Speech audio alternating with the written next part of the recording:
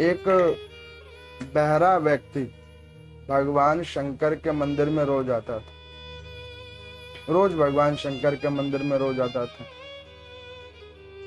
विद्यापति जी उस समय में भगवान शंकर के मंदिर में रोज जाते और भगवान शंकर का नाना प्रकार से रुद्री पाठ, तांडव स्तोत्र, रुद्राष्टक और तो और भगवान शंकर के निमित्त नाना प्रकार के भजनों का गायन करते, शिव भजन। तो वो देखते कि उनके शिव भजन को सुनने के लिए एक व्यक्ति आता जो रोज आता और एक कोने में बैठा रहता। लेकिन वो जब उनके मुख को देखता तो हंसता, और जब उनका मुख दूसरी तरफ घूम जाता तो वो भी आंख बंद करके और मुंह चुप करके वो बैठ जाता। ऐसा बहुत समय तक चला।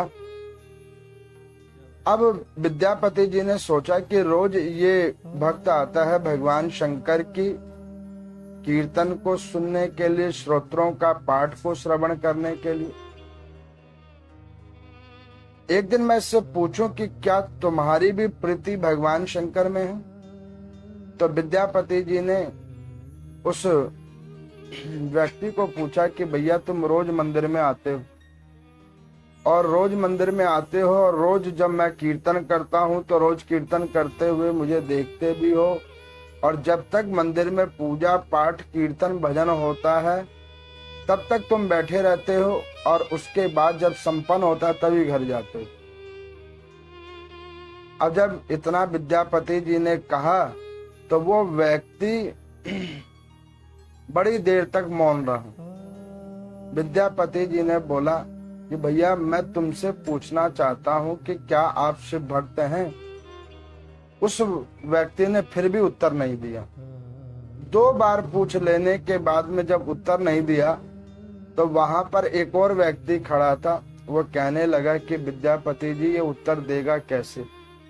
ये तो मूक और बधिर है। मूक भी है और बधिर भी है। अब उन्होंने कहा कि मूक और बधिर है, तो उन्होंने कहा हाँ ये मूक भी है और बधिर भी है। जब ये दोनों ही हैं, ना सुन सकता है ना बोल सकता है, फिर ये रोज समय से मंदिर में आकर क्या करता है? रोज समय से मंदिर में आता।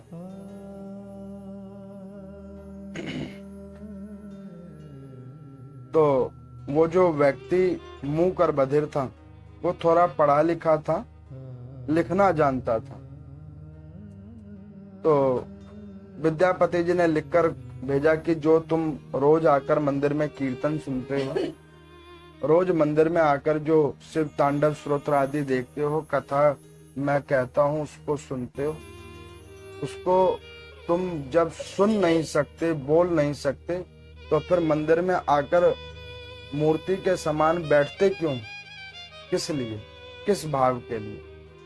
तो उसने लिख कर क्या दिया? उस लिखी हुई बात को आपको हम सबको श्रेष्ठ कर मानना चाहिए। उसने लिख कर दिया कि प्रभु ये बात बिल्कुल सत्य है, मैं सुन नहीं सकता और तो और मैं बोल भी नहीं सकता, ये पूर्ण सत्य है।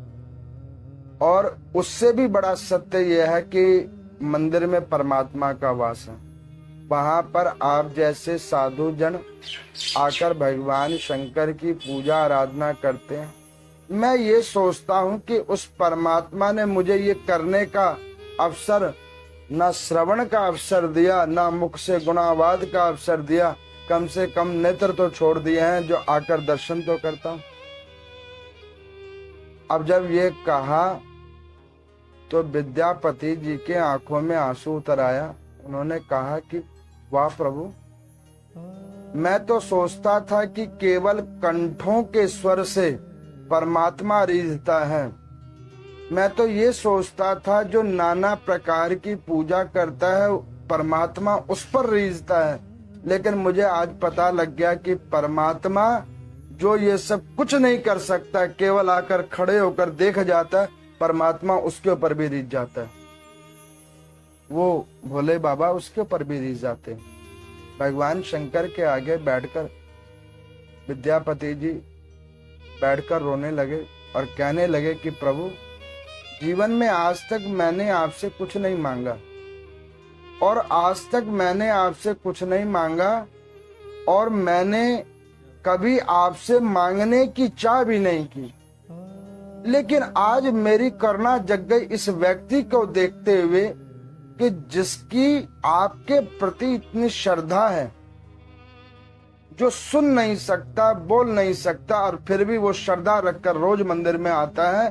तो प्रभु, जो मैंने आज तक भजन कीर्तन जो भी भाव निष्ठा रूप से आपका पूजन किया है, अगर आप उसका मुझे कोई श्रुति फल दें तो एक फल दे, इस मूक बधिर की दोनों चीजें खोल दे, इस मूक और बधिर की दोनों चीजें खोल दे। माँ पार्वती ने भगवान शंकर को कहा कि प्रभु, ये बात बिल्कुल ठीक कह रहे हैं, बिल्कुल सत्यवाणी है। इस मूक और बधिर जो रोज मंदिर में आता है और आकर सिर्फ देखता है और कुछ नहीं करता, क्योंकि उसे ना तो सुनाई देता है ना वो बोल सकता है, और जब सुनाई भी नहीं देता और बोल भी नहीं सकता फिर भी रोज मंदिर में आता है, तो प्रभु इसके ऊपर आपको अपनी करुणा करनी चाहिए। तो भगवान शंकर कहते कि देवी, मैं करना तो उस पर कब का कर दिया होता, लेकिन समस्या तो ये थी कि वो बोल भी नहीं सकता और सुन भी नहीं सकता। आज उसके बदले एक भक्त ने उसकी अरदास लगाई है, तो अब वो बोल भी पाएगा और सुन भी पाएगा।